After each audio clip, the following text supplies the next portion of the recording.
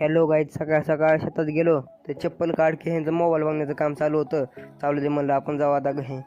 घरी गेलो की लगेच सापदिशी मोबाईल खाली हातात पडला. म्हणलं काय डिस्प्ले बिस्प्ले जाऊ नये म्हणलं, म्हणजे चांगलं आहे म्हणलं. काय नाही झालं मोबाईलला. चला म्हणलं जाऊ दे आता. हे जे आता इकडे आलो शूटिंग काढायला. शूटिंगचं काम चालू होतं. हे जे दादा हे भाऊ म्हणलं आता व्हिडिओ बघत बसला. आई म्हणलं आता माझं पुस्तक आणि ते कशाला आणलंय म्हणलं. आता आणलंय म्हणला.